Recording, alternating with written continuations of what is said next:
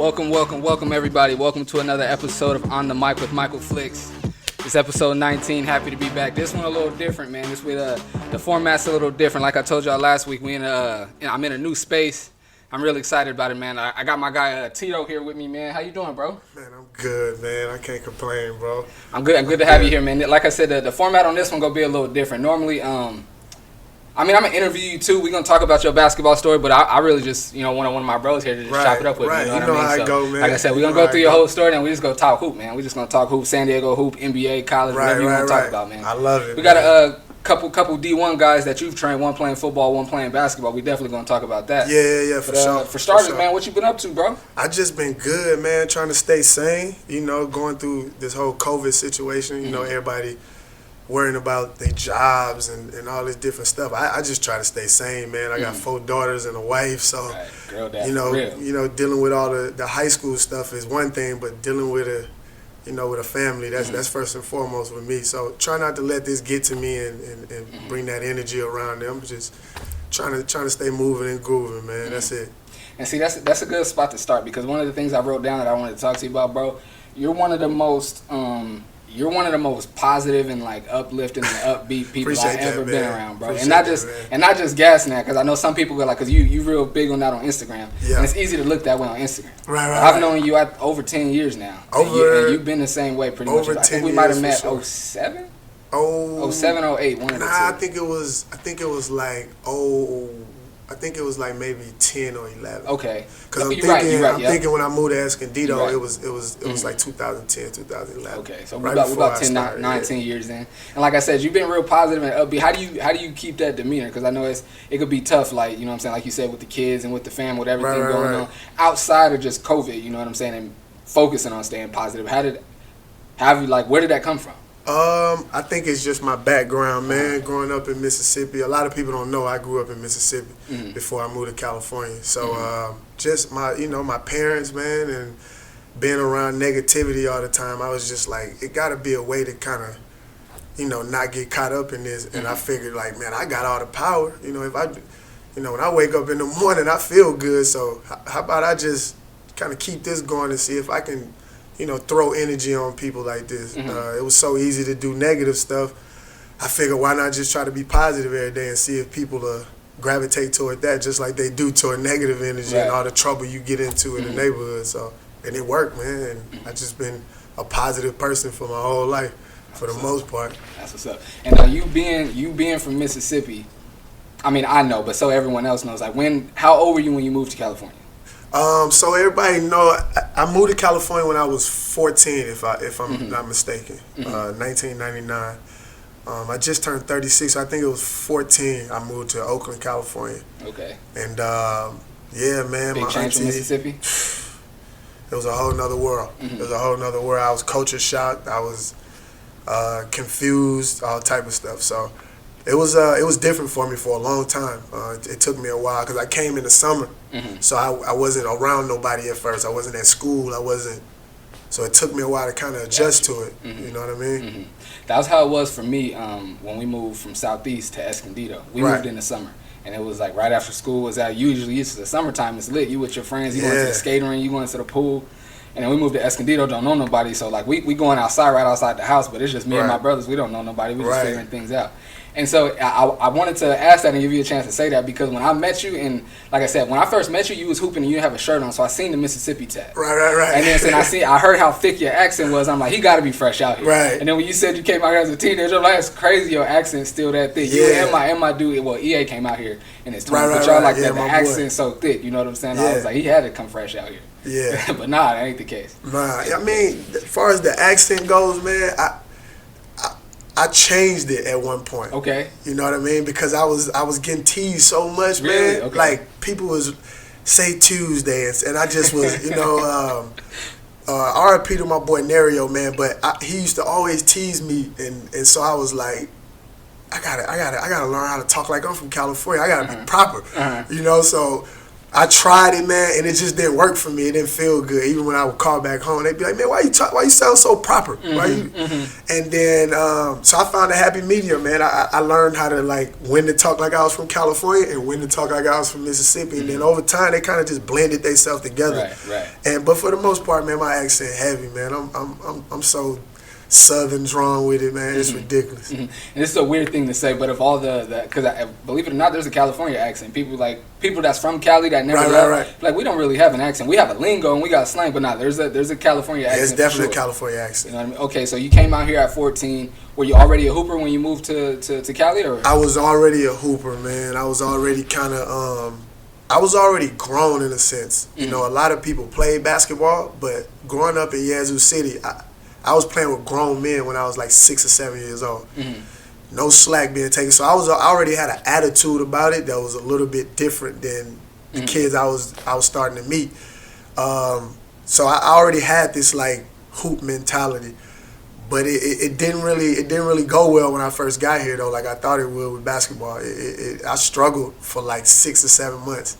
You know, just trying to get people to like me, trying to get people to understand the way I played. It was tough, man. I bet. It was tough. See, I never had to, like I said, the only move I really made was from Southeast to Escondido, and that's within San Diego County, so I never experienced nothing like that. I've been to Atlanta before, but I stayed out there for a week. Right. But I will say, though, when we went to Atlanta, as soon as we walked in the gym, everybody knew we wasn't from there. Before we even spoke, everybody was like, nah, who are they? Like, they not from here. You could tell, man. You could tell. It's crazy when you go somewhere, basketball, that's why I love basketball so much. It's like I said earlier, when I moved here, I didn't have no friends. It took me a while because it was the summertime. But I remember this park in Hercules, California called Fernandez Park. When I went out there, it's like basketball is always a hub, and nobody really cared. You know what I mean? Like who I was, where you from. It was like, this dude can dunk. So, you know, if you can dunk, you know, you in there if you can dunk. And so, I got a couple dunks in, and that was when I started to meet people at this park. I never forget Fernandez Park. And how old were you then? I was still 14. I didn't you know, my birthday's not till December, so this was probably about a month after I had got here. School had started, so I kind of got a lay of the land a little bit, but I was still 14, and man, that park had, you know, the little rocks. So when you know, it was like the broken up gravel. So we call them skirts. If you fall, the skirt's going, you know, so. And I was hooping in K-Swiss, bro. You know what I mean? That goes to show you how Southern I was. I was hooping in K-Swiss, man. And they was just giving me the blues. I'm talking like, bro, we don't do that out here. And wear your basketball shoes, you ain't no hooper. So I went right home. It was like, Auntie, we got to get some hooping shoes because these ain't going to work. And then when did you, because I met you, like, I know your story, and I know, like, you ended up going to college and becoming a pro and all of that.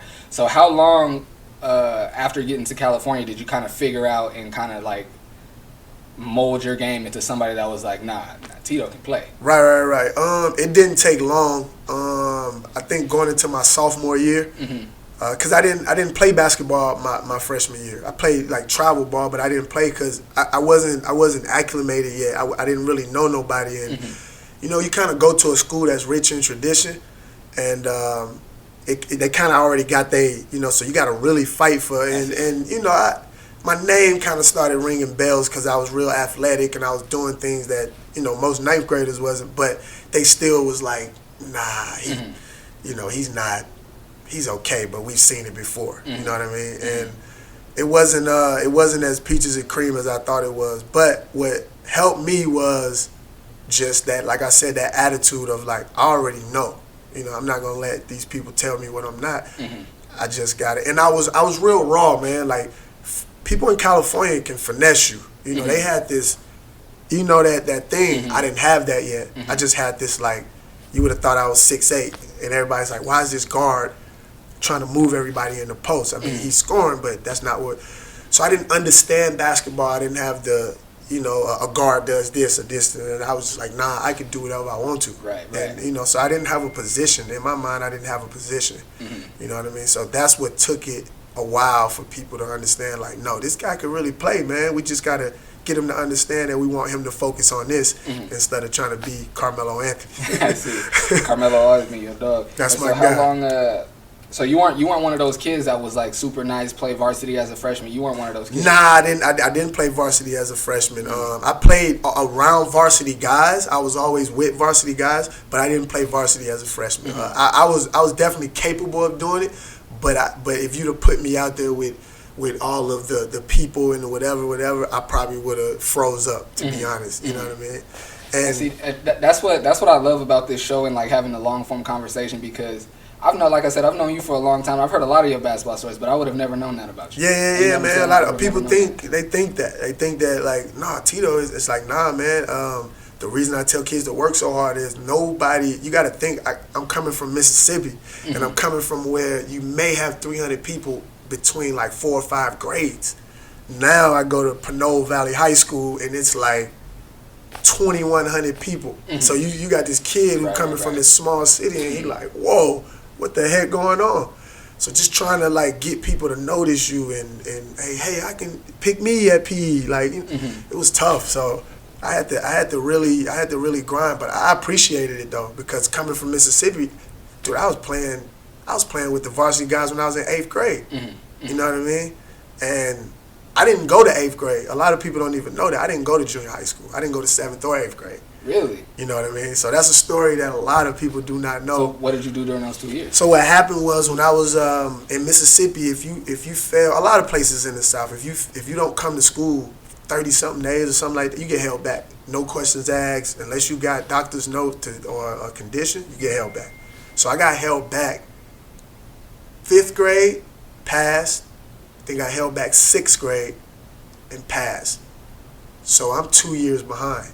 At this point. So when I moved to California, I'm just now finishing the 6th grade when I'm supposed to be getting ready to go to the 9th grade. Right.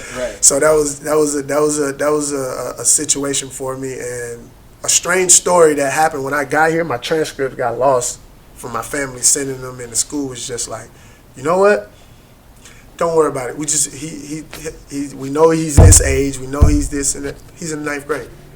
So I got to skip 7th and 8th grade and go straight to the 9th grade when I got to California. That's dope.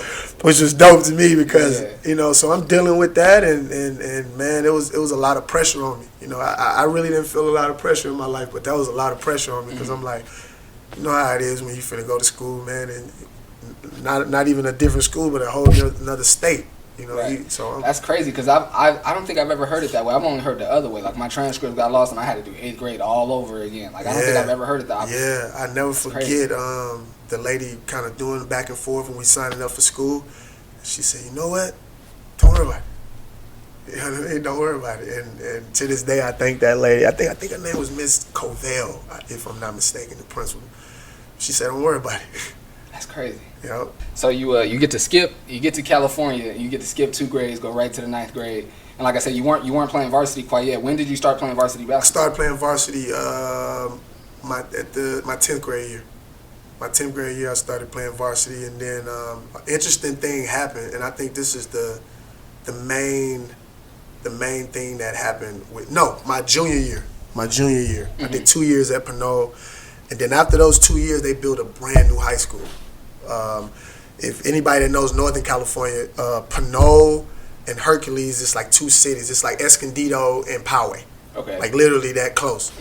And so toward the end of my sophomore year, they're like, what school y'all going to? And with all our friends trying to figure out, y'all gonna stay at Pinole? Y'all gonna go to this new school? And they sent us these packets, and I'm just like, and I don't know how everybody else was thinking about it, but I was thinking about it like, man, my whole 2 years here, I just been seeing banners here of other people. This school been here since forever and whatever, and I'm thinking about it like, I'm trying to be a legend, man. Like I'm trying to build something that's. So I was like, I'm going. And when it seems like, when I said I had, my sophomore year, I had some friends by then. Everybody was kind of like, yo, man, we gonna roll too. Like, like I see it. Yeah, I see it that way. Yeah, I ain't finna live in nobody's shadows. Yeah, we roll. So I got a lot of dudes to come with me, man. I didn't think that was the case. I thought I was gonna struggle my last 2 years, but at least I was building something on my own. But I got a lot of dudes to come with me.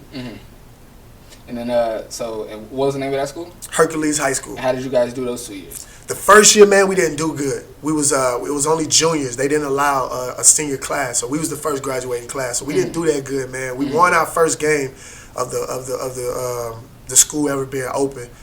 I remember it was against some team in Berkeley, man. But we won that game, and that was super fun for me. And I think that night was when I was like, man, I want to do this for real.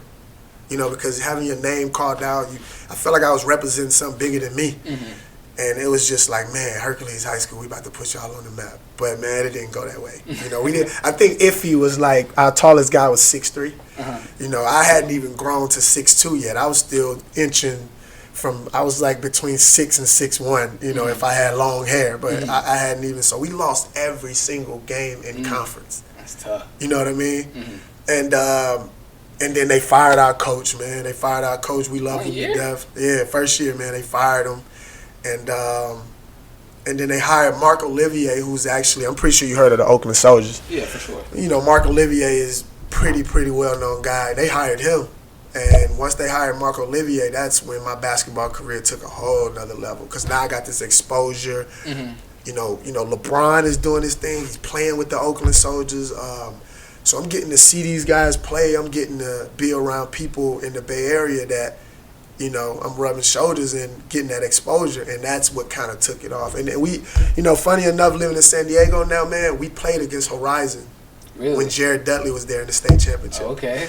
And Horizon beat us, man, at Arco Arena, which is, you know, now they at Golden One, but Horizon beat us, man, and shout out to Jared Dudley, man, from San Diego. He was a beast, man. He was a beast. Mm-hmm.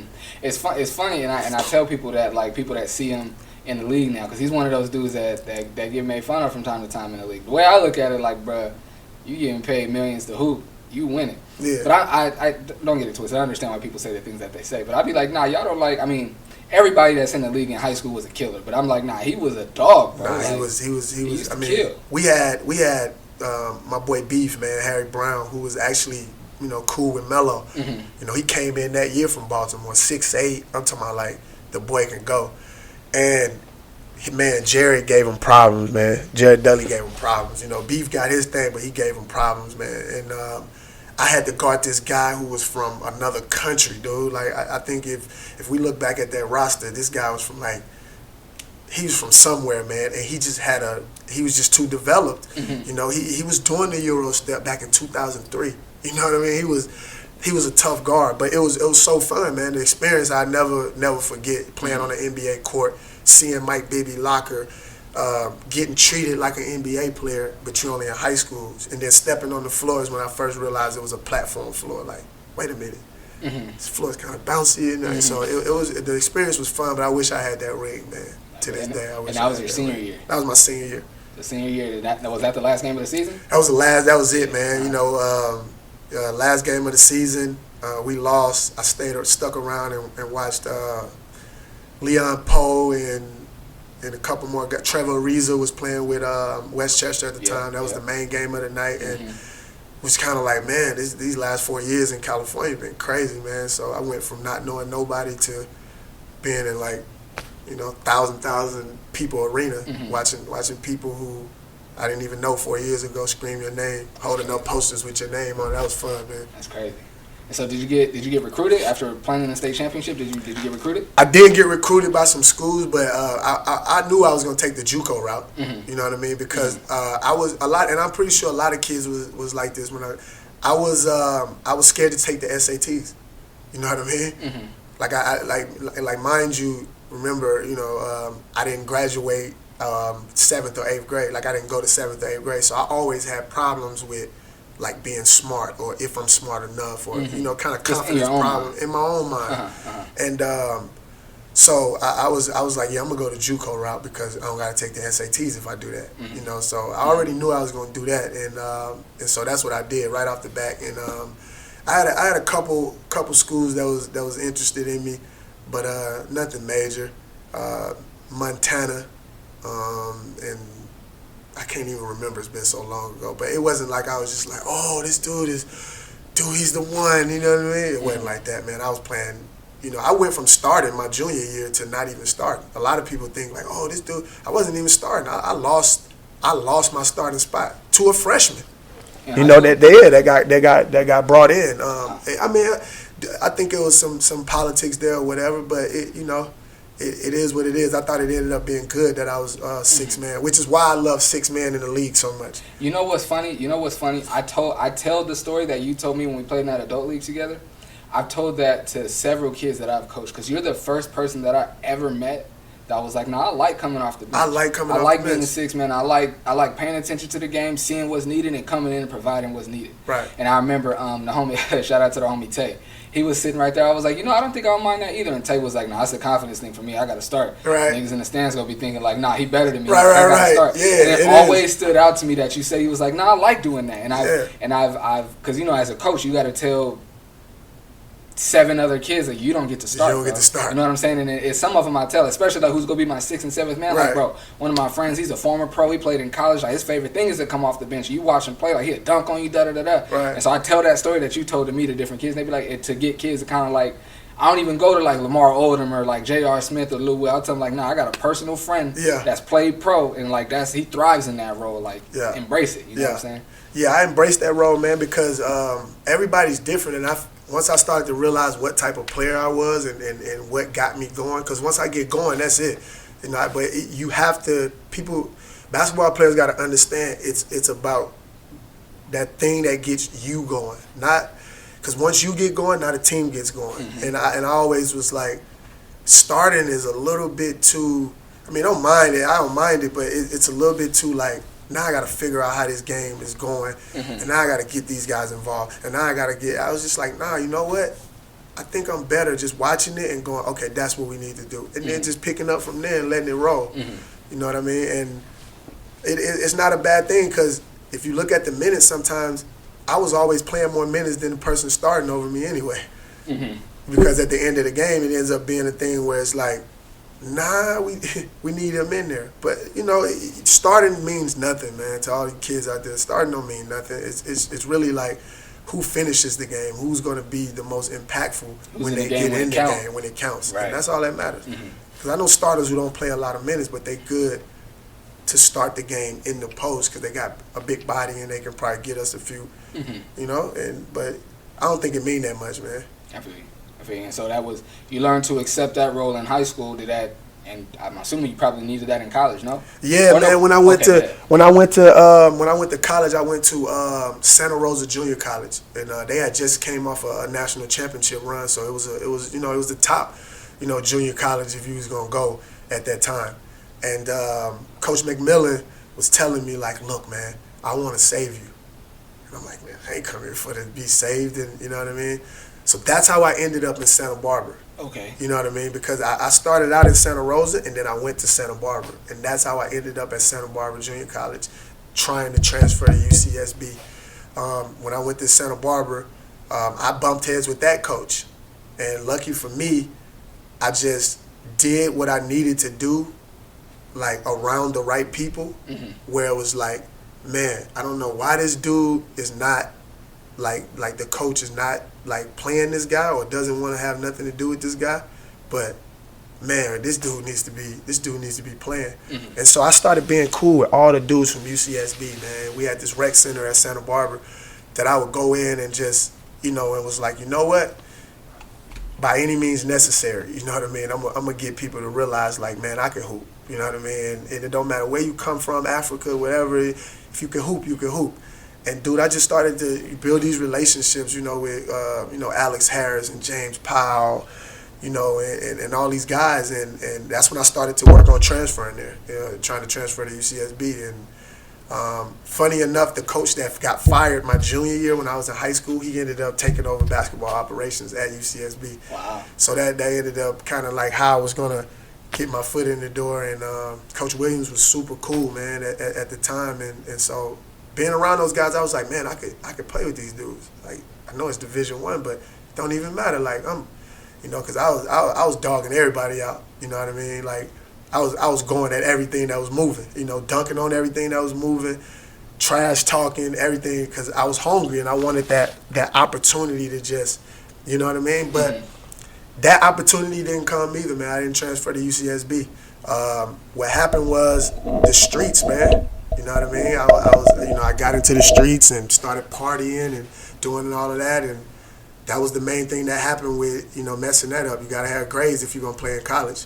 And so I never got a chance to transfer. And I don't regret it because I still ended up playing professional, but that was something that I always look back on and go, man, maybe if I had passed Spanish and took my grades right and walked on, who knows? I would, because some routes you take can get you further just off of, the naked eye of like, oh, he went to that school, or oh, he went to, he went to a D1 college. Just off your resume alone. Just off your resume, it'll get you a lot of places. And but it didn't go that way, man. It didn't go that way. And so for you, how did you end up going pro to go from junior college to hit it one more time for me, bro? To go from junior college and then going pro. Right. So what happened was, all my friends that was playing basketball around were super talented. Shout out to my boy Santiago, who went to Westmont College, which is also in Santa Barbara. And when I was just playing around, you get a call to come to these runs, and when you get in there, it's like nobody scrubbing.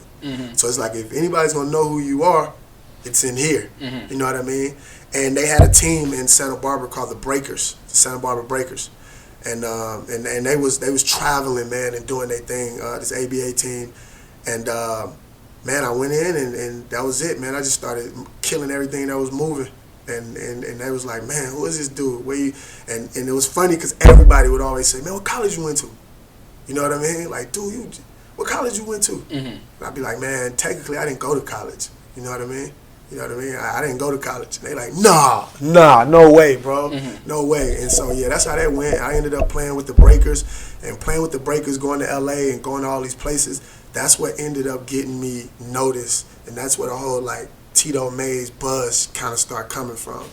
People just kind of, like, knowing me from L.A. and knowing me from Northern California, and knowing me from, I went to Oregon, and just knowing me from all these different places. And I think just doing my thing. But the Breakers, man, the Santa Barbara Breakers ABA team was what started that whole professional thing. And then I started to just play in different circuits, man. I played with the Ball Up team when they came back out. Birdman. Yeah, man, the Birdman, which was probably my favorite game out of a lot of games that I played professional, because Dr. J was my coach. And that was like the highlight of my whole basketball career, because I love Dr. J. Love Dr. J, probably more than Melo, and a lot of people don't know that, but Dr. J was telling me all these stories, bro, about Jordan. And yeah, when the All-Star game was going on in the 80s, it wasn't about who was the best politically or who had the most votes. It was about whoever was balling, because we was really trying to win that game back then. The All-Star game now is a whole different thing, but they was trying to win back then, Dr. J said. So that was, yeah, man, that's how I kind of got into the whole pro circuit and started getting my name buzzing. And it was a route that I never thought I would take, man. I never thought that route would go like that. I was just like, you know what, basketball is a lot bigger than trying to make it to the NBA. It's about where's this thing going to take you? You know what I mean? Because I never wanted to play in the NBA. I knew what I wanted to do with basketball. I just wanted to meet a lot of people, and I wanted to affect kids with basketball. That's really what I wanted to do. That's a perfect segue into what I wanted to talk about now. And so you just being around the game and actually living in North County, you actually met Big Johnny McWilliams, who played in the NFL, but most people know him from playing at USC.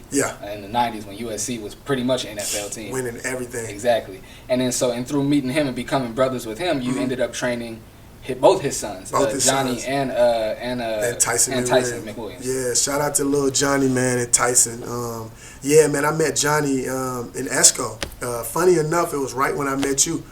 Right around the time I met you, probably a year afterwards.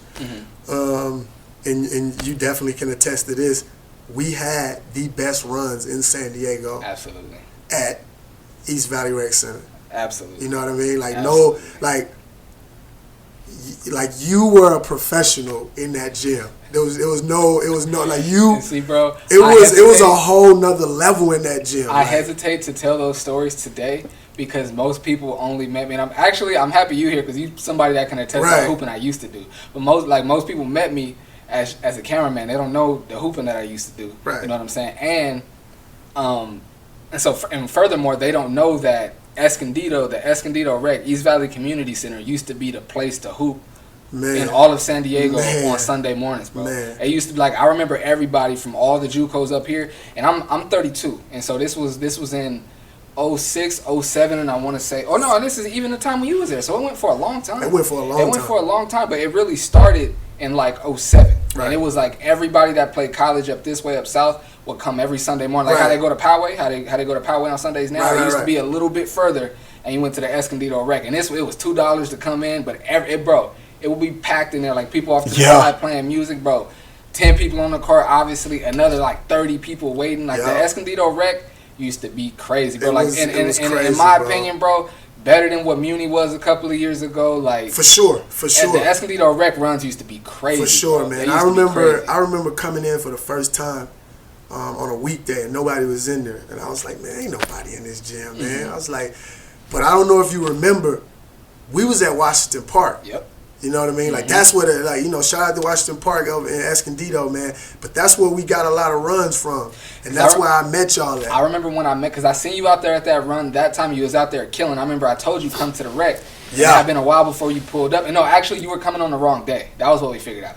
You were coming on the wrong day. You was like, bro, don't nobody come to this gym. And then you finally came on a Sunday and was like, yo, I see what I've been missing. I was like, bro, I told you the park is cool, but come to the Rec on a Sunday. Yeah, I remember that, man. I was hitting you and I was like, oh, ain't nobody at this gym, man. And he's like, what days you going? I'm like, I went in there on Tuesday. I went in there on Thursday. He's like, don't nobody go in there on them days. Like, coming on the weekend. And I remember getting there late. And you was on the court. And I'm like, yo. And he was like, yeah, man, for sure. Like. And I remember waiting like 4 games to get on.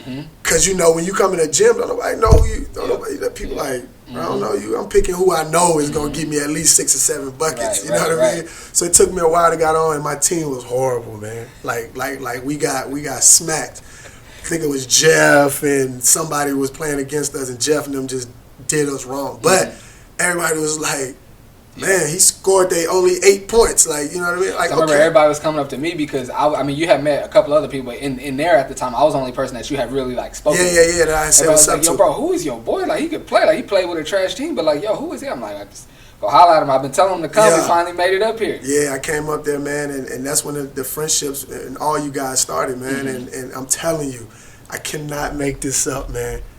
The best runs that I have ever, and we talking about, I'm coming from Mississippi, I done been to Texas, these runs was the energy, man. Like you probably could get, maybe if it's 30 people in there, you could probably get 10 people to really every single game have a pride about every game. Most people start to drop off every game and then they end up going, the last game I don't really care. No, every single game was like, bro, if you lose, might as well grab your stuff and go home. You know what I think it was. You know what I think it is, bro. And I hesitate when I put runs together. I don't like charging people, but I think what it was the fact that it was only $2, but you had to pay your $2 to get in there. True. So it was not only were you driving possibly 30 minutes to play. So you start off, you waking up early, you got to drive 30 minutes, then you got to pay $2 to get in, and now if you lose, you might not play for another 30 minutes or so. You know what I'm saying? So it's all this stuff to where it's like, bro, all of this stuff, I gotta keep winning because I don't want to sit down. I'm a sweat go dry up. I'm gonna get cold. Like it was different at the Esco Rec back then. It was different. I'm glad you said that. It was different. I'm glad you said that. And the crazy part about it, man, I forget what age I was, man. I was still trying to, do my thing and was still playing and getting money playing with teams and little travels in Mexico and doing little weekend tournaments and playing against some really, really good teams. But I was always like, bro, I just want to go to East Valley Rec Center. You know what I mean? Because I think for me, man, and anybody that know me, I just like involving everybody. I don't like the Hollywood type thing. You know what I mean? Like, I don't like to be like, oh, it's only real hoopers. And I don't think that applies to how I think. And I think everybody in there had something that they brought to the game. Everybody wasn't the high flyer. Everybody wasn't you take Jeff for an example, or even you. You're not the tallest guy, but you brought something to the game. Speed, and will knock down any three or any lane you give them. You know what I mean? And then you got your brother Stefan, who brought this like attitude and brought this like competitiveness that was on a whole nother level that drove my competitiveness. And Jeff is like wet ball, like you leave him. So it's like everybody. So it was always challenges there that I love, because I would always take on these little, like, today I'm not letting Jeff do nothing. Or today I'm picking everybody up full court. You know what I mean? So it was like this thing that I loved about it, and I think it probably even went back further than that. You know, losing my mom and moving to California, I think I just loved the homie vibe of it.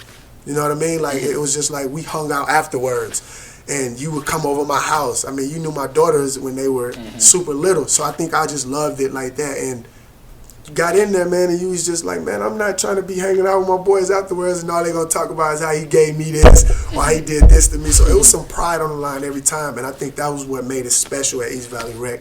Every single time the pride was on the line, it wasn't like, oh, today was week in the gym. I never heard that in there. Like, yo, how was today? It was lit, bro. You missed it. It was never like, oh, the gym was okay today with it. Nah, not at East Valley Rec back then, man. It was going down, and I missed them times, man. You know what I mean? That gym, and this, and we can get off and we can talk about something else. But that gym, it was so easy to turn the energy up, bro. It was so easy. Like, it could be a game where everybody kind of lackadaisical and not really playing hard. And I knew for me, all it took, and I'm still this way, even if I'm playing Taboo or Scrabble, all it takes is somebody to talk some trash. I'm like, what you just say? Yeah. And it's snapping on everything, and now we got to play. And it was like, at the time, everybody in there had that. And I remember specifically purposely saying something, nothing out of pocket, but purposely saying something to bother somebody just to turn them up. Oh, I definitely know that. To me, and I'd be like, okay, it's time to play now. I definitely and I remember know that. so many times people be like, all right, we got all that fun stuff out the way. It's time to play now. Yeah, I really missed them times, bro. Yeah, man. I missed them times, I missed them times too, bro. So what you got going on these days? I know you coaching. I've been seeing on Instagram, and we've talked about it before. I know, but I want you to share with everybody. You got Tito Mays basketball going on. Right. And you coaching the Mavericks. Talk to us about your coaching that you got going on. Man, everybody that knows me knows how, you know, the passion I have for coaching, and it was something that I always kind of avoided at first because I always like to be hands-on. I started training before I started coaching. You know, I started, and I don't like to even use the word train. No disrespect to nobody that trains, but I like to call it teaching. I started teaching, and Johnny McWilliams was my first. Lil Johnny was my first person that I started teaching the game to. You know, and I started to go, all right, I'm gonna show you how to do this thing based off the game that you have. You know what I mean? Because I was watching them. You know, Sam was our boy, and he had Team California, so we would do the clock and you know, trying to make us a couple dollars. We in there doing the clock, and we watching all these AAU kids, and I'm just like, okay. And what a lot of people don't know is even back then, we was watching the Ball brothers. They came to East Valley Rec Center doing all those tournaments Sam was going. And once I got Johnny, man, at such an early age, his dad asked me to teach him everything that he was seeing me doing in East Valley Rec Center. So I was on display, which is why I tell kids, no matter if you're at a park or wherever, somebody's always watching you, because that's the reason I'm at where I'm at now. It wasn't because I went to a Division I, or it wasn't because somebody seen me playing pro in all the places I was at, but it was because this little gym in East Valley, in Escondido, this guy saw me do something and was seeing me doing it all the time and wanted me to teach his son this from the energy. And I'm going to tell you what made him, he said he always wanted me to show his son and talk to him about different things from watching me, but what made him want me to be around him and teach him, he was in the gym one day and Jeff threw me an alley-oop. But Jeff threw the alley-oop way here. Like Jeff would tell you, know what I'm talking about? Jeff would tell you, I did not think that dude was about to get that alley-oop. Like when I threw it, I remember his mouth going, because he felt like he messed up like a play, and it was for game winner. Usually you don't get the good one for game winner. And Jeff threw the ball so high toward the backboard, and I just remember closing my eyes, going up and opening them, and the ball was in my hand, and I was literally, if the rim is here, I was literally this high over the rim. And I jumped so high, man, that I fell coming down, and it was like the highest I've ever jumped in my life. And I think that's just, you know, I think that was just something that was like God going, you know, if you're gonna do this, this guy's gonna see this, and he's gonna ask you to coach his kid. And I really believe in how energy work like that. And that's how that whole thing worked, man. And I started training Johnny when he was in 7th grade. And he ended up going to Fresno State, playing at San Marcos High School, and I showed him everything I knew about the mid-range game. And that's what, you know, his game was at that time. Sorry, he was just he can get to any spot and pull up, man. He had a deadly jump shot, and I just was like, look, man, this is how you do this. You know, if you want to really break the game down and be better, let me show you how you do this. And that's where that all started. And his little brother at the time, Tyson, who's at Cal now playing football, he was a little dude. You remember Tyson? I remember coming to his Pop Warner games. Yeah, he was just super into football, but he could play basketball. And he was in there with us too, man. You know, almost having asthma attacks because he had a breathing problem. And we was rolling, man. We was rolling. That was the start of it. I remember, and that's dope that your first like real client went on to do what he's doing right now. He actually came and played a few games in the Switch Pro-Am over the summer. Yeah, he did. He did. We beat him. Yeah, I did. I remember. I remember. What was dope about it for me was being a personal friend of yours and knowing exactly how you play from playing with you for so long to then watching you train Johnny and seeing. I don't want to say your game, but your influence on the way he plays the game, because it wasn't like Johnny started playing like you.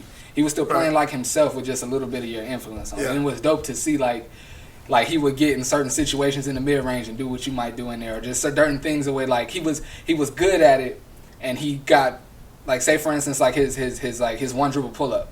He already had that. He already had that. He had that. But then after he started working with you, it started like to look like more elite or like more professional. You know what I mean? I remember thinking like, dude, my dude is really coaching him up. That's dope. Yeah, that's man. Dope. I think what and I just talked to him the other day. I always tell him, I said, look, man, if you want to be serious about this game, then you got to look at it different. And I was like, and I'm just telling you that from just playing like with the like. I remember playing against Brandon Jennings and I think it was Venice Beach, and he was so bro. To this day, I've never seen nobody that fast in real life. Like, he was lightning quick. And I pride myself on defense. And he was just killing me. And I go, instead of me getting mad and having pride about it, how about I just take what he just did and add it? Because I was seeing, I have such attention to detail. I was seeing what he was doing. He was watching me rock. He had this patience in his dribble that was watching me rock. And I think that was the difference you were seeing in Johnny. I was showing him how to wait on it. That makes sense. You know, we always try to get to our move so fast and predetermine where it's going to lead us. But I was showing him, like, keep your eyes and watch. You might not even have to do it that fast.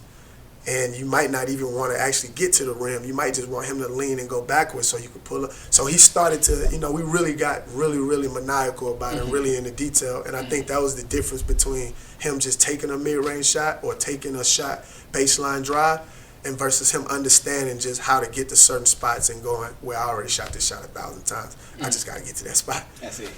I made the game real simple for him. You know what I mean? Hey, your kid's lucky they got a coach like you, man. So speaking of you coaching, you at LCC, right? I'm at La Costa Canyon High School, man, which is a dream come true for me, man, because I used to watch La Costa Canyon doing the CIF runs when I was in Escondido. And it's crazy how all this stuff ties into it because I used to watch Chase Budiker.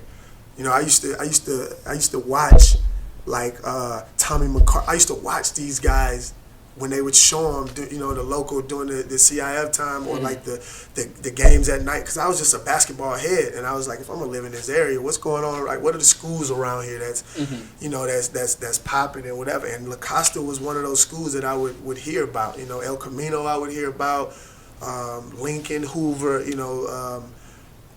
Mission Hills, Escondido, Orange Glen. I was hearing about these schools, and so. Yeah, man, for me to have a job over there with Coach Cassaw, who's amazing, man, who's been teaching me way more than I ever thought I knew about basketball.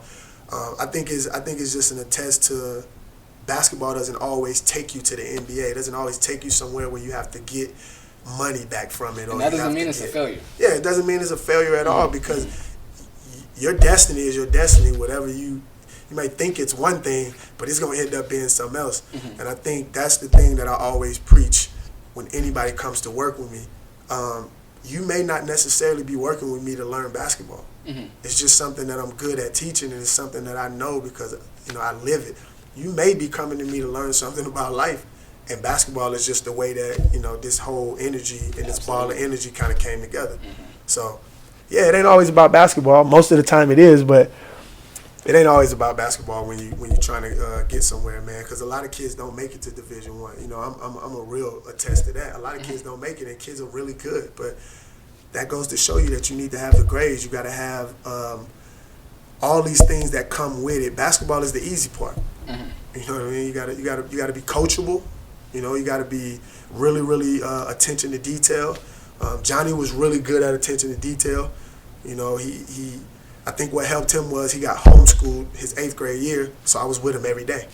You know, I had started a new job at Dr. Bronner's, so Johnny said, come live with me. You know, instead of traveling from all the way south to Dr. Bronner's every day, come live with me, and you and Johnny just work out every single day. So I got to show that kid everything. He knows more. There's a few more kids that know a lot about me, like Ty and a couple more kids out there, but he knows more about like what's in my mind than anybody, which is when he's done with, he plays at Masters right now. He just had 2 games where he had 37 and 26 too. Shout out to Johnny, but in Arizona. But when he's done, he's definitely going to be my business partner. He's definitely going to be somebody that, because he knows the vision, and it's hard to try to find somebody that's going to see it the way you see it, and he's the one, and he's already said he's going to do it with me. So that's dope. Can't wait till you get done with college. That's what's up. That's what's up. What level do you coach at LCC? At LCC, I'm assistant coach on Varsity, but I have the JV boys. Okay. Yeah, I have the JV boys, and love those kids. I was just with them the other day at practice, man, and it's been tough for them because they want to play, and it's hard trying to find a bracket to put them in where they're playing. Most of the time, it's just varsity. So I'm looking at some places trying to get them going, man. But we just learning. I'm still using the time wisely instead of blaming it on COVID while we're not playing games. Right.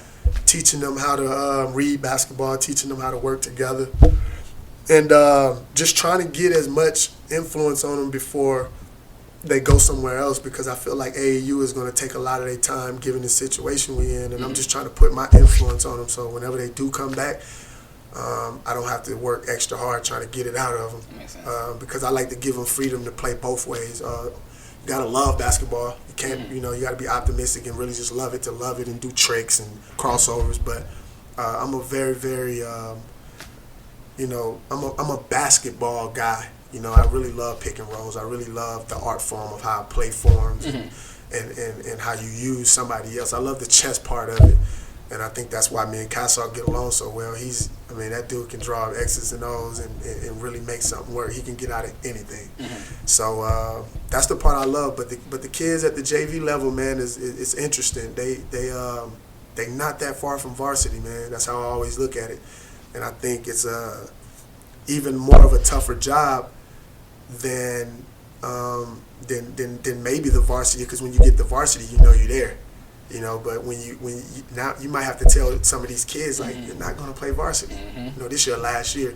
And but I be straightforward with them, and I say, if this is going to be your last year, let's make it fun. I'm going to give you all the freedom in the world to play your way, but I'm going to need it to be 50-50. I'm going to need you to listen to me and do things that benefits the team. Not what's best for me or what's best for you, but what's best for the team. Right. And then I'll give you those 4 or 5 plays throughout a game where you get to kind of just go on an island and spread it out and do your thing. And I don't think that's much to ask. Not at all. So what's going on with Tito Mays basketball? What's that? Tito Mays basketball is a page. A page that we got kids, man. It's a page that I started because I just wanted to influence kids in basketball. I felt like I was being selfish. You know what I mean? I was handpicking who I wanted to work with, and I was like, I don't want to broadcast it, and I don't want people to, because I felt like I was exploiting the kid that I was with, and a part of that at that time I didn't like, because I was always a real, like, when it's time to work, I don't want to see no cameras. I don't want to post nobody up. I think what we do in our work, it's like, it's just whatever. I don't think nobody needs to see it. But obviously as I started to grow, and I was like, nah, man, I need to share this. Like, who am I to keep all this in my mind? And I need to share it. So I started Tito Mays basketball so people can get in touch with me if they ever have any questions about basketball. Not necessarily even work with me, just any questions you may have. Because like I said, I'm a mentor, who just happens to coach basketball. And I got to say, man, it's going well. It's going really well. People hit me up. Coaches hit me up just to ask questions. My guys over at Bulldogs, my guys over at Multi-Level Basketball, DJ Gay and Mason and all those guys. We all I'm trying to get both of them on the show. Yeah, man. They coming. They coming. They better come. Oh, they will. They will. But nah, they super busy, man. And yeah. So Tito Mays basketball was just something that I wanted to make available to people so they can be like, oh, that's because I had my name had been kind of moving around San Diego for just being who I was, not even for that, and I wanted it to stay that. So I kind of was battling against my own, like I'm not gonna do this because.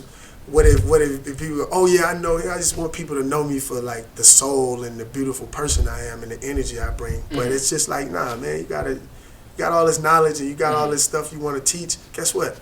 You got to teach it to everybody. It's your job. Like, it's interesting you say that because I don't want to say I struggle with it, but it is something that I think about as far as like me sharing every single thing that I do. Right. And see, because I mean, you know me when I used to train. I had workout basketball. A lot of people don't know. Super good. I appreciate that, bro. Super good, bro. A lot of people don't know. I actually still train kids. Yeah. Like I just stopped working in before and after school programs a little over a year ago. So I've always been around kids. And when you out there with the kids, you play ball. Especially if their parents come out there and see that you know what you're doing. Right. Hey, can you get the camera for me, bro? And see that, and the kids see that you know what you're doing. Or I'm sorry, the parents see that you know what you're doing. They're like, hey. You kind of played before? Can you work with my son? Right. And so that's been happening to me forever. And just because I've kind of transitioned out of being a trainer and I'm a cameraman now, I feel so compelled to only share my camera stuff. Right. I remember talking to shout out my guy A. Muhazy, owner of the Kings. We were coming back from a road trip one time, and I was sharing with him that I still train. He was like, "Bro, you got to share that. You got to show people that you still. You never know. You could get like 6 more kids off of one video. Now you got a whole bunch more income coming." I was like, "You know what? You're right." And so it's interesting that you say like you was. Because I wanted to be known just as the cameraman. Right. And now, of course, as the host and the podcast guy, but I wanted to be known as the cameraman. And I feel like if I'm spending time training, then that's more time I'm not. Because I feel like what I know about basketball, I'm always going to study the game and I'm always going to learn more. But for the most part, what I know about the game is what I know about the game. Right. And this new venture that I'm going into, I want to be a cameraman. If I'm spending time doing something that I already know how to do, I'm not getting better at the thing that I really want to dive all the way into. Right. You know what I'm saying? And so I'd train a kid and be like, before, when I was a trainer, if we was booked to go 5 to 6, if I felt like I wasn't done at 6, we go until 6:30. If the parents is cool, we go until 6:30. Don't even give me no more money because I didn't finish my job today. Right. You know what I'm saying? But then trying to be a cameraman, 6 o'clock hit, whatever we did, it's 6 o'clock hit. I need to get home and start editing because I got to practice and get better. Right. You know what I'm saying? And that was one of the reasons why I felt like I couldn't really show that I was training kids because I felt guilty. Right. Like I wasn't putting my best foot forward. And that's why, to be honest, I stopped training kids a couple of months ago because I felt like I was cheating them and cheating myself because I'm like, I'm not giving you all of myself because my mind is somewhere else. Right. You know what I'm saying? Right. That's real, man. That's that type of integrity is rare these days, where people can kind of like check themselves. So yeah, shout out to you for that one, man. But yeah, man, you've been training. You've trained a lot of good kids, like a lot of kids that people probably don't even know about. That do their thing. And like I tell people, man, you know the game. You don't have to. I think there's this narrative that you have to come from somewhere. Like it's like, no, you know how to tie your shoes. I know how to tie my shoes too. You know. And for me, sorry to cut you off. For me, the thing of it for me was I always made other than my freshman year, the freshman team at my high school, and I got cut because I had a bad attitude. I told somebody to shut up when we was running lines, and the coach didn't like it, so he cut me. But other than that, I've made every team I've always tried out for, and up until high school, really, I started on every team that I played for. You know what I'm saying? And so. But this is my long-winded way of saying, after I graduated high school, I didn't play much basketball. And I taught myself initially after I first graduated. Right. And once I got back into playing like every day, I taught myself how to play. Like I taught myself how to shoot. I taught myself how to really cross somebody over. I taught myself how to really protect the ball and really learn how to pass. Other like watching people like you and my older brother and people that I admired their game, I learned by watching and then trying and going home in the driveway when nobody's looking and doing it and really working on my game. And so, again, this is my long-winded way of saying I felt like if I taught myself how to play and I felt like I became pretty good, I could teach anybody how to play because I was a football player. I wasn't a basketball player. You know what I'm saying? And so I took that approach like, bro, you taught yourself how to play and you wasn't really basketball talented. Right. So you could teach anybody else how to play. Absolutely. You know what I'm saying? And that was the approach I always took. Like, attention to detail is how I taught myself, so attention to detail is how I'm going to teach other people. Yeah, man. I mean, I saw your game go from just being somebody who loved to play basketball to somebody who really loves it, like who like admires basketball. Mm-hmm. You know, I was right there watching you. Facts. You know what I mean? I'm not trying to make seem like, oh, he was just trash. Nah, you wasn't the guy that was gonna be like crossing everything, moving and making people go, oh wow, or whatever. But I saw the build up, and then it got to a point where it was just like he's knocking that three down. Mm-hmm. You know what I'm saying? He's getting past you and finishing like this and that. So, you know, basketball is one of those things, man, where when that passion is there, or like anything in life, when the passion is there, getting better is the easy part. Mm-hmm. Because, you know, you have to be passionate about whatever you're doing.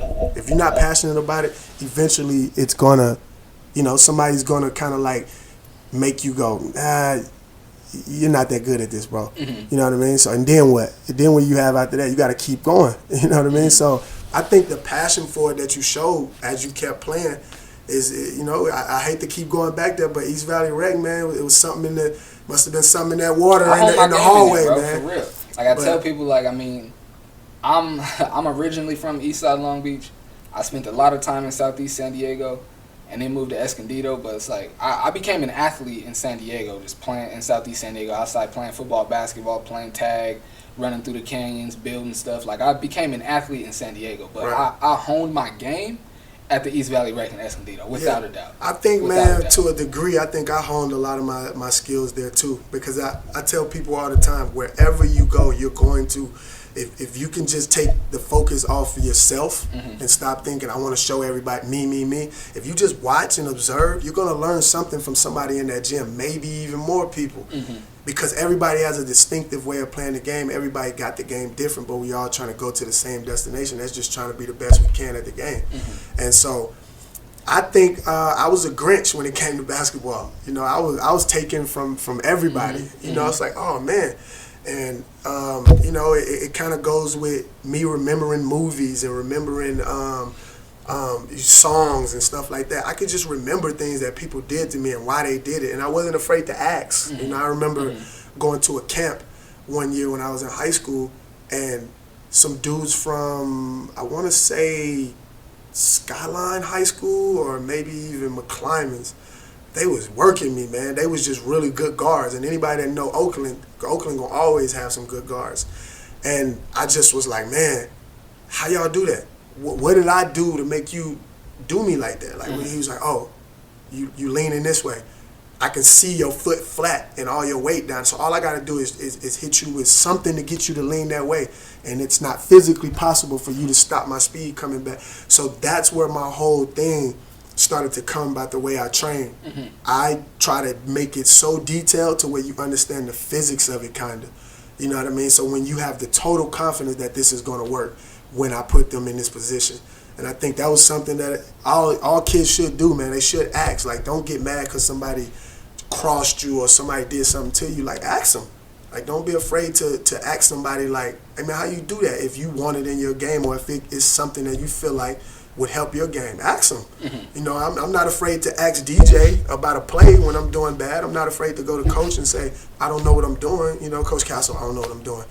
Hey, Mace, I need an out-of-bounds play, bro. Like, you know what I mean? So it's like asking is the reason, you know, it's no different from I don't know it all.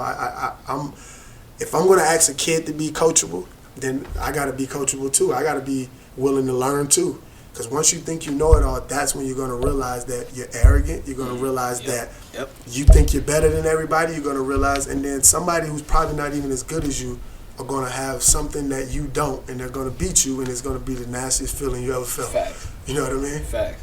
So, oh dang, I forgot where I was going to go next. What is, that was what I was going to say. A couple things. I want to talk hoops. I want to talk NBA hoops or college hoops, whatever you want to talk about. Man, let's talk about it all, man. I mean, and then from now on, I got some random questions for you, and then I'll let you get up out of here.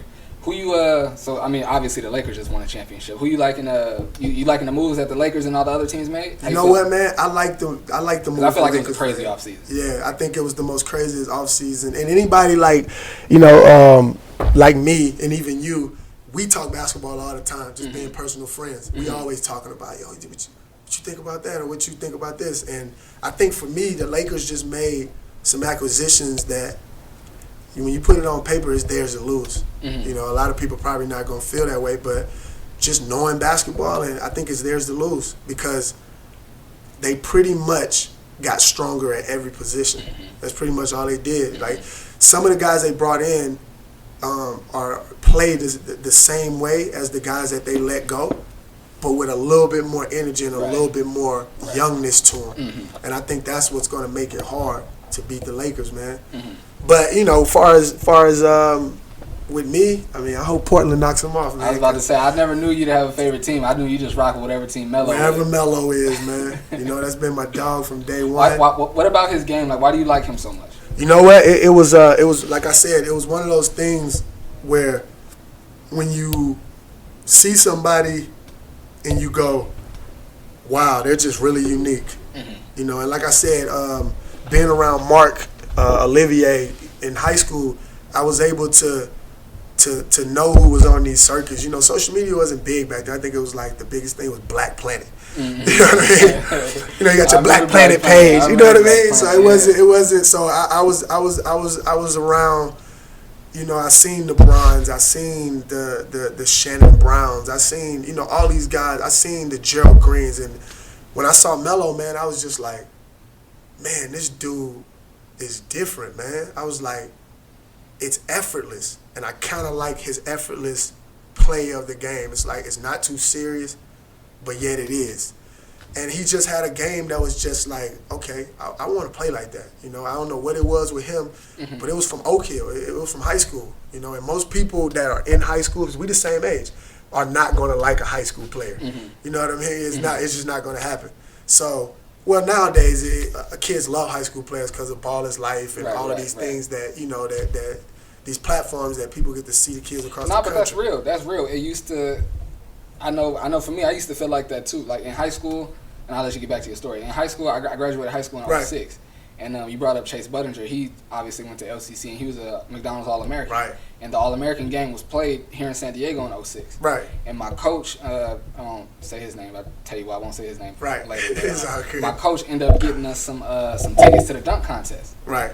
And I remember before we went, because my coach was like, he was super well connected. He was an Adidas guy. He was super well connected. Right. And he was like, if you guys want, I can get you guys to be like to be the ball boy for the shootout and for the dunk contest. Oh yeah. And at the time, if it was an NBA game, I would have done that in a heartbeat. Right. But because this was high school seniors and I was a high school senior, I was like, I ain't finna be out there and beat these dudes. No, you did. Man, I would have did it. And then now, like thinking back, I'd be like, that would have been a dope. Because I mean, Greg Oden, KD, Chase Budinger, like I could have easily made any of these dudes. You know what I'm saying? And it's, you know what I'm saying? And actually, I met a couple of them now just from, you know, being at just going to the Drew and stuff. But just thinking back, like I should have got out of my own way. I shouldn't have been so arrogant. That'd have been a dope experience. I mean, that's the answer. That's the answer we always say to ourselves. You know, we should have got out of our own way. But I mean, it is what it is. I think. You know, I think when you're dealing with basketball in high school and you're in high school too, you always, you know, there's this underlying competition there, even if nobody knows about it. You know, it's always competition. You know, I always tell kids now that even when I'm working with them, you know, competitiveness is here. You can see it right in somebody's eyes. Whether they say like, "Nah, we're not competing. It's just a little charity game," but you can see it in somebody's eyes. Right. Like when you compete, you compete. You know what I mean? And I don't know what it is about. Always wanting to have that one up on somebody, but you know, it is what it is. So who you like? I know you like the Lakers. Who you like coming out of the East?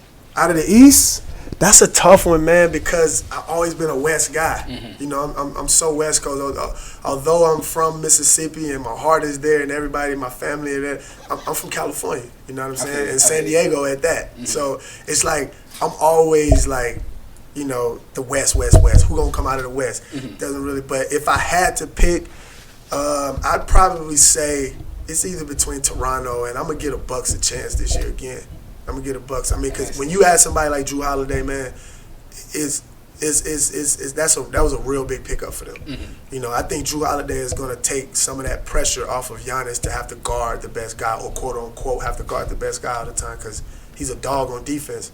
So I would probably pick the Bucks and Celtics too, just because I'm a huge Brad Stevens fan. I mean, I admire that guy as a coach so much. A little biased because he's our age, but I just love seeing somebody our age being that dope in the NBA coaching. Right. I like I like Doc Rivers a lot, and I'm excited. I'm excited to see what he does in Philly. I think he got a raw deal, man. You think so? Yeah, I mean, you paid them players all that money, and right. and it's not like you don't believe in Doc, but the players on that, you're not finna get rid of Kawhi and Paul George. Right. You know what I'm saying? And so it's like the blame had to fall on somebody. It had to. And he got the worst end of it, which I don't think is fair. You don't think it's fair? I don't think it's fair. All right, tell me this then. If you don't think it's fair, is he the first one that's ever happened to? First thing. Like coach that's ever in that situation, that's ever like you was like, oh my God, the Clippers got rid of Doc? No, not at all. Exactly. Not at all. But I just feel like with a team with a coach like him that has his resume, with the talent that he had, and then the circumstances that were last year, I just feel like, I know if I were him, I'd be like it was a bubble, like things was weird. Like I didn't even really get a real season to get a real shot. Right. But then on the flip side, if you Steve Ballmer, you like, bro, you had Kawhi Leonard and Paul George, and you didn't even make the conference final. I definitely understand where you're going if you're putting it that way. You know what I'm saying? Like, so if I'm Steve Ballmer, like if I'm Steve Ballmer, I'm not gonna trade or get rid of Kawhi and Paul George in this squad that I got. Right. And this is so what's the only other option? Right. And then from what Paul George said on All the Smoke, it sounded like they blame Doc for everything that happened. Well, I mean, nothing against Paul George, but Paul George taking the blame away from him and putting it somewhere else I'm not surprised by that. I mean, he's somebody that doesn't always own up to the blame. You know what I mean? Like, you know what, man, this is our fault. We should have won this. We should have went way further. We gonna get better next year. He's never really been a guy that really I definitely take it don't like his track record of saying things to the media or to the public. Like even after Dame Lillard gamed him up, that's a bad shot. Right. And I love Paul George, man. I'm a big fan. I think he was at OKC. He's a top 10 player overall. But when Melo was there, so I mean, but I like Paul George. I just call it how I see it. Same, and I agree with you. I don't like some of the stuff that he said as far as like bro, you got to just be like, I tried my best to block it, and he got me. That's a bad shot. Like that's come on, bro. Right. You don't do that. Well, I get why he said it, but yeah, that kind of made him look salty. But had it been the flip side, and he pulled up from half court, and somebody said it's a bad shot, he'd have been like, and especially if he hit like for like 60% in that series, he'd have been like, it's a bad shot for you, maybe. Yeah. I've been cashing those, and I cashed it in your face. Right. He doesn't have that demeanor, but I'm saying in your head, you have to feel like that. Like, how is it a bad shot? Right. I've been killing y'all all series with these shots, and I hit it on you. That goes to show you, man, the attention to detail. Believe it or not, man, I use all those scenarios, and I try to find any scenario to create one to come, a scenario to come. Like in that scenario, you saying like, oh, that was a bad shot. Well, if you was really paying attention to detail in that situation, I think his mind just kind of went blank. I think the moment in itself, right then and there, him being who he is, was kind of like he knew he was out on the island with a dangerous dude. And I think if he was smart enough, if me just knowing Dame and watching his game so much, and if I was in that situation, I would have pressed up on him and made him shoot it on the run. Because anybody that knows Dame, if you let him step into any shot from anywhere he's hit that shot 1,000 times. So I think he kind of went blank-minded on that one, and he still, man, you know what? He was so close to blocking that shot. I think it was great defense, and that leads me into why he shouldn't have said that was a bad shot. He should have just been like, it would have been better if you'd have been like, man, I played the best defense I possibly could have played. That was a great shot.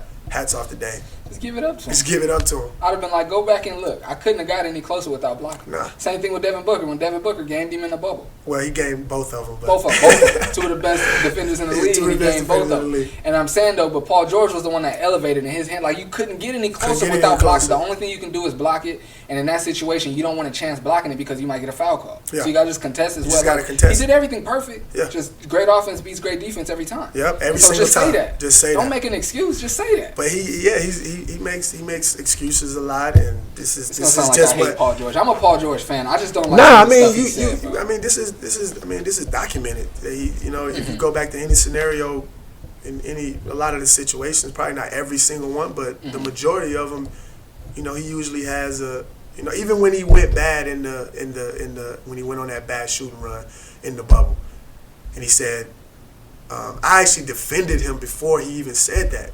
I was like, man, y'all got to realize he's in a bubble. This is a different, like his mind is probably off. You could tell the way, and he said that. Like I had a hard time because he came back and dropped like 30-something. And, you know what I mean? So I get it. But you can't have your cake and eat it too. Right. You gotta accept it all the time. But that doesn't stop him. He's a great player. He's gonna do great things. He might win a championship one year. He might not. You know what I mean? I think his chances of not winning it is from here on the way out because of just the situations he's been in. So if he's gonna win it, it's definitely gonna be in the next 3 years. I mean, he ain't got no choice now. They just cashed him out. He gotta. Yeah, next 5 years. You gotta rock out with the Clippers now. Yeah. So listen, like I said, these questions that I'm gonna let you get up out of here. But since we're talking basketball, I'll go hit you with. This will be the first question I hit you with. Who's the greatest player of all time? Greatest player of all times. Greatest player of all times. Right now, today. That's what you asked me. Greatest player of all time. Not the greatest player of all time. Now, who's the best in the league right now? Who's the greatest player of all time? The greatest player of all time has to be LeBron James. I mean, it's not. I don't even think it's close anymore now, just because obviously all the stuff that's came out and everything that the way that people look at Michael Jordan these days. But when people, I have to really let people know what I mean when you ask me the greatest player of all times. You have to really highlight player. You know what I mean? Because I think when you say that, you rub people the wrong way that love Jordan. Because I love Jordan, but when you're talking about the stats. That's what you mean when you say a player. When you're talking about what he does on the court, not as prolific impact, but what he does on the court. And I mean, even Bron in that sense too. But I don't think he'll ever surpass Jordan in that realm because Jordan he's a figment of people's imagination sometimes. But when you're talking about just raw player, I mean, I don't even see why the debate is so hard. Yeah. You know what I mean? Like, you have a pair of eyes, don't you? I'm glad you broke it down that way, because for me, and I was on a shout out to my guys at the Random Gold podcast. We were talking sports on their podcast, and they asked me who I thought was the greatest, and I said it's got to be MJ because he's 6-0 in the finals and he made the game global. But I was like, now if you ask me who's the best player to ever touch a ball, it's got to be LeBron because he can do it all. He can run, jump, dunk, that's a good way to put it. You know what I'm saying? So it's tough. But like you said, when you say player, you're talking about what they did between the lines. Yeah. But like I said, Jordan still got a good argument because he's 6-0 in the finals. Although people don't hold him accountable for all the times he didn't make the finals, right. And they hold LeBron accountable for all the times he lost in the finals. Right. But, so I mean, we can go on and on. I mean, I'll touch on it a little bit more before we get out of here. Look at it this way. When you talk about Jordan and all of the things that Jordan did and winning in the finals, all the pressure that he was up under, trying to get past the Pistons, whatever. Imagine being LeBron. Like, I don't think people realize that LeBron came out of high school, which means, like, you have to perform. You have to live up to this hype. Because if you don't, you're going to get scrutinized for the rest of your life. Imagine the type of weight that has on you. And to do it with, like, this confidence of, like, I already know what it is. I know there's no other person in this world like me. And I don't think that speaks to LeBron's basketball talent. I think that speaks to who he is as a person. He was so sure that he was going to get this thing done because he loved the game that much. You know, I mean, I watched LeBron in high school. You know, when he was playing with the Oakland Soldiers, I watched him play. You knew it then. And it's always about the energy that you see people have. And I always try to put it on the energy. LeBron had to show up every time. He couldn't have a bad game. You know what I mean? Because they were going to say, oh, he's too young. I knew he wasn't ready. So he had all that coming into every single game. And to outperform that and over-exceed everybody's expectations every time, I think that says way more than people expecting you to. People expected Jordan to do a lot of the things he was doing because he was already doing it before he won. Nobody expected LeBron to do what he's doing right now. And he's a man against kids. Yeah, man. It's like the dude is in year 18. 7, or is it 18? Going into 18. And he's still above the rim, body still under control. He's still doing it with so much dignity and pride. I hate to bring this up, but you have to. He doesn't have any outside like scandal things going on. He's with the same girl he was with in high school. You have to add all those factors in there when you're talking about greatest and all this stuff. Nothing against Jordan and his personal business, but I mean, we can, like, I'll say this and I'll be done with it. If I had a kid and my kid said, Dad, I want to be like a basketball player, who would I be like? I would want my kid to be like LeBron James. Facts. I mean, that's the only way I would put it. And that's no knock on nobody personally, but that's what I would tell my kid. Like, you should be like LeBron James. On and off the court. You know what I mean? On and off the court. Exactly what I would be like LeBron James. Absolutely. Be like I would tell my kid, be like me first, and then be like LeBron James. Absolutely. Yeah, of course. But I got all girls, so it's all good. Right, girl dad for real. These are just we ain't gotta like explain the answers on this. These are just like quick hitter questions. It's all good. Would you rather dunk on someone or cross someone over? Like, Dunk would on you rather somebody. make somebody fall or dunk on somebody? Dunk on somebody, 100% of the time. Would you rather get crossed over till you fall, or would you rather get dunked on? I would rather get dunked on because getting dunked on is kind of common because it could be a late rotation. It could be getting crossed over is.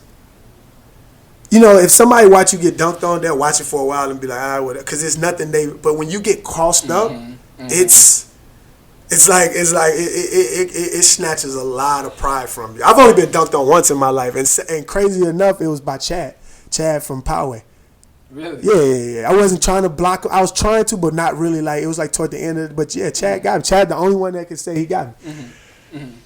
And see, for me, like when I always ask Coopers that question, I always answer it as I'd rather be dunked on, because if you dunk on me, even if people know I got bounce, if you dunk on me, it could like you just got up higher than me that time, or you was coming at me faster and your body just hit mine and I wasn't running at you. Right. Like it's a lot of stuff that I can explain away why you dunked on me. But if you cross me over, even if it's like a big guard and a little, and he crossed you, it's like, bro, we all got feet and we all been walking our whole life. He mixed you, bro. He mixed your feet up and made you fall. I get it. It's kind of why I say it's kind of like and it's, you be like, how do you make those parallels? But it's kind of why I say that Usain Bolt is the greatest Olympian of all time. You could say it's like Simone Biles or Michael Phelps and all that, but I'll be like, yeah, Michael Phelps, and I think he might have more medals. He definitely has Michael more Phelps medals. does, but I look at it as not everybody swims, not everybody learns to swim, and not everybody has access to a pool. Mm-hmm. We all walk and run, bro. We all got two legs and we all walk and run. That's and this dude is the fastest in the world at that. Yep, I mean, I could be like, yeah, of course you swim better than me. I'm from the hood. I've never been in a pool. Right. We all run before. Right. And he's the best and the fastest at it. So I'm he has to be the greatest Olympian to me. I never looked you know at what it I'm like saying? that. That's true, man. Mm-hmm. That's true. That's super true. Yeah, man. I definitely would rather get dunked on, though, bro. And that's why I look at dunked on like that. It's like, bro, I'm going to jump my highest and try my best, but he just got up higher than me, bro. There's nothing I can do if he get up higher than me. Yeah. But when I'm right here moving my feet. Yeah. The funny thing is I've been asked that question a lot, and sometimes it's hard to answer because I've never been dunked on. Mm-hmm. Like, I've never been like, I was the one doing all the dunking on. Uh-huh. So I've never been dunked on like that. But if I had my choice, I've been crossed up before, though. Mm-hmm. And I don't want them problems, man. Right. It's hard to come back from it, dude, because your friends ain't letting up. Mm-hmm. They not letting up. And then when you get crossed over, it's like when you get crossed over, it can start to mess with your head. Like I remember when I was living in LA, I tried out for Cerritos college, junior college basketball team. And I don't know how good they are now, but this is back when Cerritos was super one of the best JUCOs in Cali. And I'm trying out for the team, and there was this dude 5'7". He coupled like an inch and a half shorter than me. He dunking. Getting up. He's shooting from everywhere. And I remember we used to do a 3-on-2, 2-on-1 continuous. And I came out on him on a 3-on-2, and I had already seen him shifting people. But I'm like, I'm fast, I'm quick. As long as I stay on the balls of my feet, he ain't gonna get me. And so I'm ready, and he throw a move, and I jump at it. And it was just like a move to see what I was finna do. He wasn't even in his bag. He threw it, and I jumped, and I stumbled. Remember, he passed it right after. He was like, oh, throw it back. I got a dumb dude on me. And I'm like, oh, my God. Yeah, man, get like that. And every time, like, for the rest of tryouts, bro, the tryouts went on for, like, another week. Anytime I was on the island with him or anytime I was just guarding him, I was like, all right. And, like, my chest gets to going, I'm like, all right, I got to be ready. But, like, if somebody dunk on you, it's like, if I'm not up under there, I'm not going to get dunked on. Or I could just kind of swipe on the side by, you know what I'm saying? Like, but when you got a guard right here, it's different. It's different, man. It's different, and it's tough to come back from. Absolutely. You know what I mean? You got to have a tough mind to come back from getting crossed over. For sure. You know what I mean? For sure. That was pretty much all I have for you, man. Anything you wanted to shout out or bring light to before we get up out of here, bro? Man, just to all my kids who going through this whole COVID thing, man, I know it's tough for y'all. And I'm not just talking about San Diego kids. I'm talking about any kid anywhere in the universe that got to deal with this. But definitely just in the U.S., man, you never get this type of time to work on a lot of this stuff. It's always something going on when the world is at its best. You know what I mean? So use this time wisely, man. Use this time wisely. I'm available to any kid who wants to talk or wants to get any kind of information about the game or how to maneuver through this whole situation. And that's it. Just, keep your dreams and passion alive by staying active and staying open-minded and staying optimistic about what's going on and always keep working toward being better at any aspect of this game. And the rest will take care of itself, man. So use this time wisely. That's probably the only thing, because when everything picks back up and keeps rolling, you're going to see years and years you're never going to get this type of time again, especially as coaches. We never get a break like this, but that's definitely the main thing I want people to know. I'm glad you said that, man. That's a good way to end it. This show came about because I used this time to meticulously plot what my next moves were going to be. Right. This show, one of my other podcasts, and the whole Flix Media Network came about because was like, oh man, ain't no basketball, ain't no football, I can't film, I'm gonna just sit at home. Right. At first I was like, I'm gonna use this time to pull up all my old footage and get better at editing. And then I kind of just was sitting and was like, what's a good way that I could do this and do that and kind of grow? And that's how all this stuff came about, because I sat and used the time wisely, man. So I'm glad you said that, man. Never knew that, man.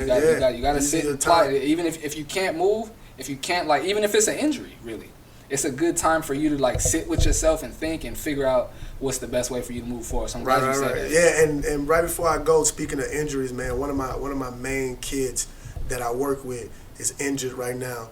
And he's going through a tough time because he's never been injured. My kid, Ty Handler, who's kid's nasty, man, but he's dealing with a fracture in his foot. So he's sitting right now, and you become very, very useful to these kids by the things you teach them way past basketball. Mm-hmm. They're gonna always come to you for basketball, but like I told him, look, man, I don't want nobody to ever get hurt. But if you was ever going to get hurt, right now is the time to just do it, because nothing's going on. Mm-hmm. So just do whatever it is you want to do when you always say, I play basketball too much. And what's his name, Ty Handler? Ty Handler, man. Ty, bro, I'm telling you, use this time while you hurt, bro. You can work on your upper body. If you can't walk, you can make your upper body stronger. If you got a hoop at home, you could pull out the chair and get that flicker going, work on your follow through, man. It's a time to work, bro. Don't waste it. It's a time to work. Listen to your coach, fam. I'm telling you. For sure. Hey, bro, I appreciate you coming chop it up for with me sure, today, man. Bro, man. This is a lot of fun. Brothers, man. It's love, man. It's good to see you, man. Good to see you too, man. It's been a while since we've seen each other on baselines and different courses, but it's been a while that we can really sit down and really chop it up. It has been a while, man. And anybody that knows, I'm super fan of the show. I'm always looking to see. I appreciate you, man. I don't want to make nobody feel bad, but Matt Mitchell was definitely my favorite guest. Oh, okay. Matt Mitchell was definitely my favorite. Matt Mitchell, and then my boy Michi. When I saw Michi on here, that was super, because that's one of my bros over at Bulldogs, and now he got his own thing with Hoop Therapy. Shout out to Hoop Therapy, but those were my favorite two that I saw on here. I appreciate that, man. Bro. Look. Hey, bro, and I want to let you know, it means so much to me, bro, when you come up to me and tell me stuff that happened on the show that I don't even remember talking about. Right. That's how I know my bro really be listening, because it's sometimes I just got a message from somebody the other day of something from last week's episode that I didn't make an Instagram clip for. So the only way you know about it is if you watched it on YouTube. I'm like, you know what? That's real love. That's real support right there. Man, it means a lot, bro. I appreciate it. Because, we come from, I know you. So when you know somebody, and I'll say this and we can get out of here. When you know somebody, there's a different appreciation and a different, excitement for their, success.